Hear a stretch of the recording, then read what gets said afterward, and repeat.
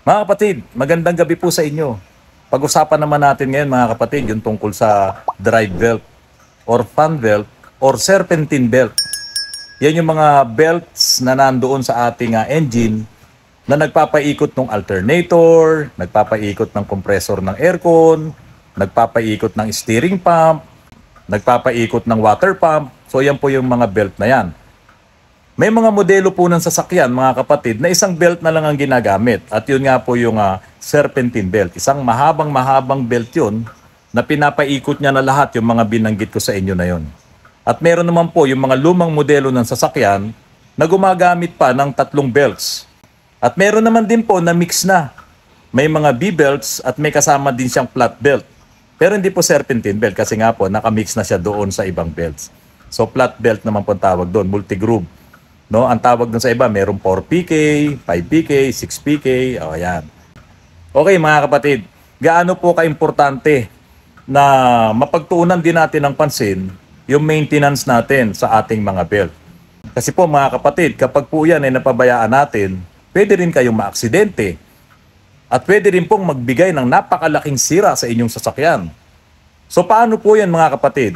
Pero bago ko po isa-isahin sa inyo yun, pag-aralan muna natin mga kapatid, paano po ba gumagana yung belt na yan at saan po ba yan nakakabit? So yung belt po na yan mga kapatid, nakakabit po yan doon sa main pulley na nandoon sa ating crankshaft sa harapan ng makina. At pinapaikot ng belt na yan yung aircon compressor, yung alternator or tinatawag na generator, at yung water pump at yung steering pump. Kung serpentine belt po ang gamit, dinadaanan ng belt na yon mula doon sa main pulley, lahat dadaanan ng belt na yon para mapaikot po sila ng sabay-sabay. Gamit po yung tensioner bearing, yun po ang nagbibigay ng higpit doon sa belt na yon. So nagbibigay siya ng tamang tensyon para siya ay mabatak, tamang batak at tamang higpit, kaya po naiiwasan yung pag-ingay ng belt.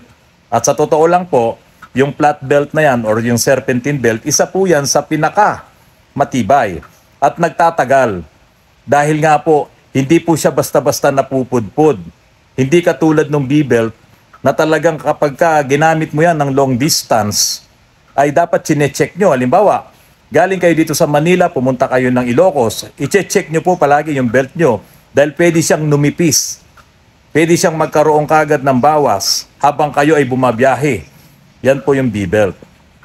Nabanggit ko na pwede kayong maaksidente kapag nasira ang inyong belt or naputol ang inyong belt. Kasi po, yung ating power steering, pinapaikot din po yung pump niyan nitong belt na to.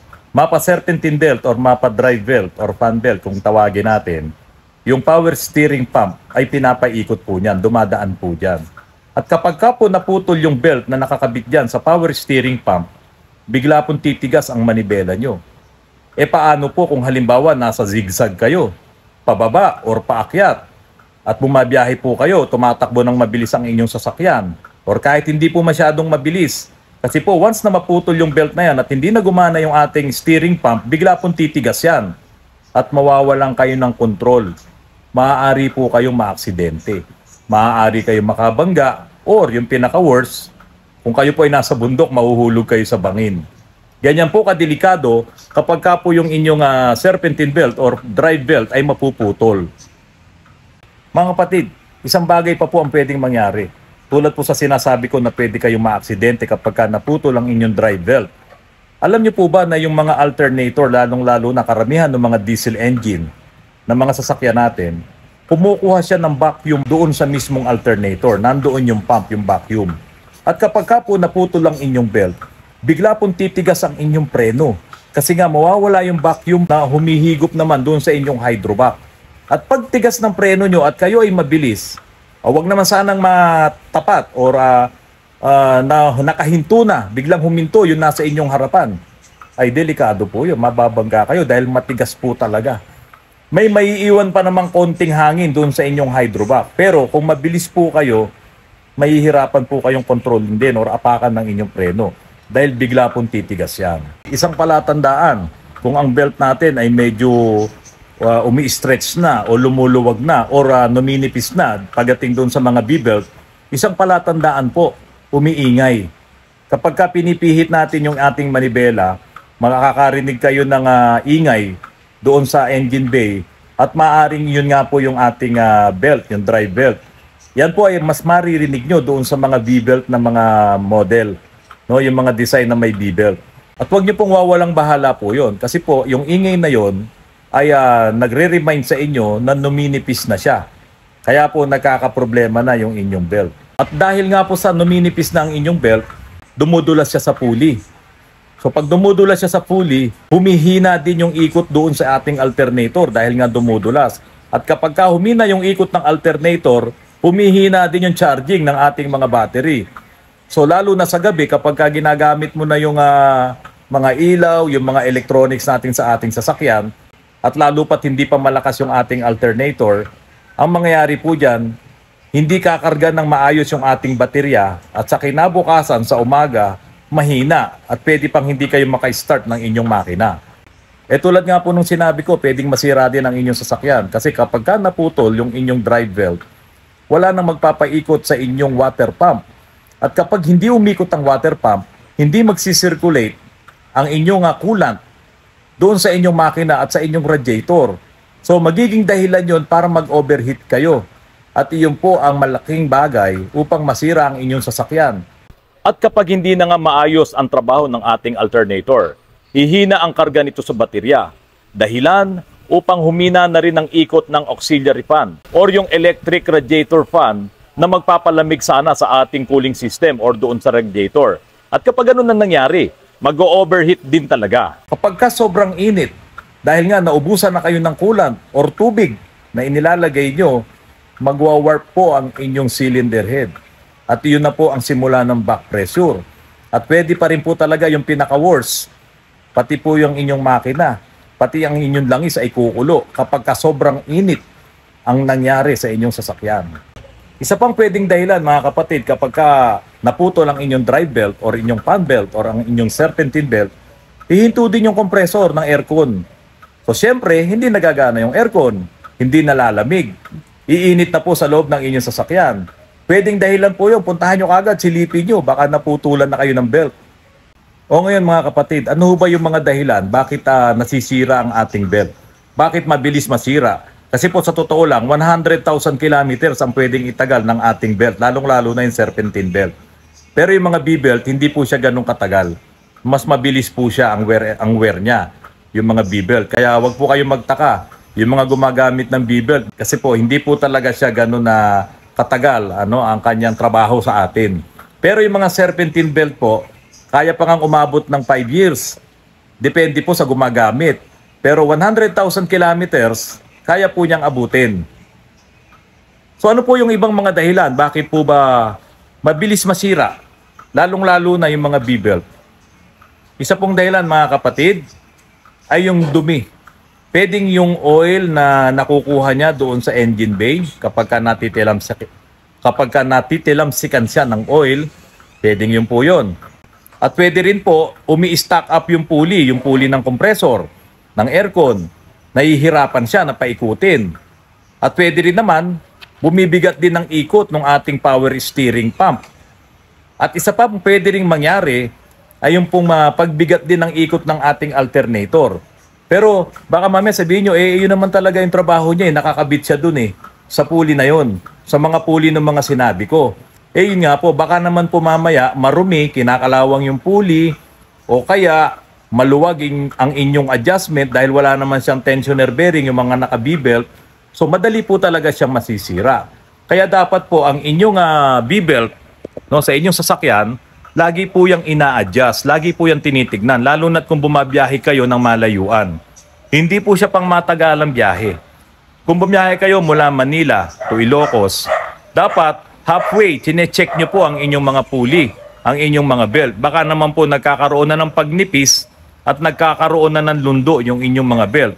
At kapag yan po ay napabayaan nyo at nagpatuloy yung mga pagdulas niya paminsan-minsan habang bumabiyahe kayo, bigla na lang pong mapuputol yan. Bigla na lang mauubos yan. At ang isa pa pong delikado sa B-belt mga kapatid, kapag tumatakbo kayo ng mabilis, high RPM ang inyong sasakyan, kapag yan ay numipis na ng konti, bigla pong bumabaliktad yung belt na yan. Napakadelikado. So, babantayan nyo po lalong-lalo na kapag B-belt ang gamit nyo sa inyong sasakyan, hanggat maaari dapat tama yung tension niya. Tama yung adjustment niya. At kung medyo manipis na po, dapat palitan na siya. Mga kapatid, sa dami ng sinabi ko sa inyo ng mga senyales kung ang belt natin ay papunta na sa pagkasira or akala natin nasira, meron pa palang isang bagay na pwedeng yun din ang cause, lahat ng mga sinabi ko sa inyo, pero hindi pala yung belt. Ano po yun? Mga kapatid, pwede po kasing yung main pulley natin ay dumulas na doon sa kanyang in-between na rubber. So meron po kasing nakapalaman doon sa ating main pulley na rubber na magkokos po ng pagdulas ng main pulley na yon at magiging problema. Hindi rin iikot ng maayos yung ating serpentine belt or kung anumang belt yung ginamit natin, kung anong design man yan. At hindi na rin niya mapapaikot yung mga motor tulad ng motor ng alternator, yung steering pump, yung water pump, at yung aircon compressor. Hindi pala yung belt yung problema. Kaya kapag po yung main pulley ang nasira, hindi rin po gagana ng maayos yung ating serpentine belt. At mga kapatid, ang isa pong maganda sa serpentine belt, dahil nga po sa pantay-pantay, yung lapat niya doon sa mga sinabi ko po sa inyong parts tulad ng alternator, aircon compressor, water pump at steering pump. Dahil pantay-pantay ang pagkakalapat niya sa mga yan, nababawasan yung stress ng ating crankshaft. So, nakakapagdulot po yon ng fuel economy at power doon sa ating makina. Unlike po yung mga naka-B-belt na minsan 3 belt ang ginamit doon sa ating design, doon sa mga lumang design ng makina, bawat belt po na yun may kanya-kanyang tension yun. Tulad yung nakakabit sa alternator. Hihilahin mo yung alternator, i-adjust mo yung tension nun para humigpit. Ganon din yung sa power steering. Ganon din yung sa aircon. Ganon din yung sa water pump. So may kanya-kanyang tension yun na nagpapahirap ng ikot ng ating crankshaft. So nakakabawas yun ng power at pag nabawasan yung power, gagalitin mo ang makina, nakakabawas din ng tipid sa gasolina or sa diesel. Mga kapatid, maraming disadvantages yung B-belt. Kaya lang wala na tayong magagawa dahil yan na yung nakadesign sa kanya, lalong-lalo na yung mga nasa lumang mga sasakyan natin. So kailangan lang, babantayan nyo po talaga yan. Kailangan palaging makapal pa siya, tama yung kanyang lapat doon sa pulley. Kailangan ay hindi pa siya maingay dahil kapag maingay yan, palatandaan po yun na yung pinaka-fibra niya, yung sa fibra niya doon sa labas, yung kinakapitan ng goma ng belt natin ay tumatama na doon sa pulley. Kaya siya nagkokos ng ingay. Ngayon, para malaman yung mga kapatid, kapag yung mga B-belt na yan ay umiingay na, kumuha lang kayo ng kandila. O kaya yung Crayola, kuha lang kayo ng crayons, kandila. Habang umaandar, ipahid nyo doon sa belt, sa mga pagitan sa paligid ng B-belt.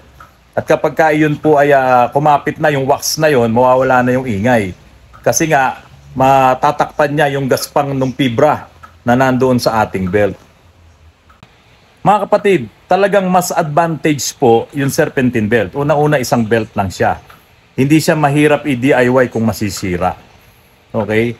Yun nga lang, kapag nasisira din naman yung kanyang tensioner bearing, magpapalit po kayo. Pero hindi rin siya mahirap palitan. Madali siyang gawin, madali siyang i-DIY.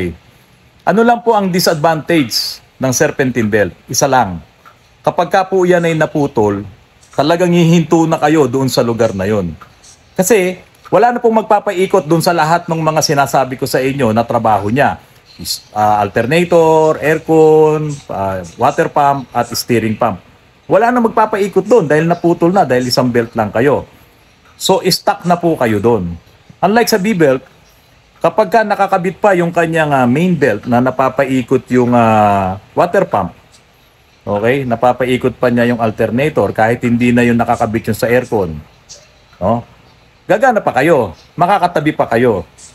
Pero sa serpentine belt, hindi na po talaga yon pwedeng paganahin dahil masisira po talaga ang inyong sasakyan. At kapag modelo po ang inyong sasakyan, mga kapatid, mag-check engine yan.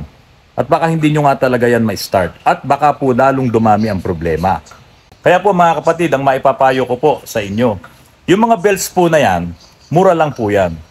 Mapa serpentine belt yan, mapa V-belt yan. Hindi po siya ganun kamahal tulad ng inyong isang full tank.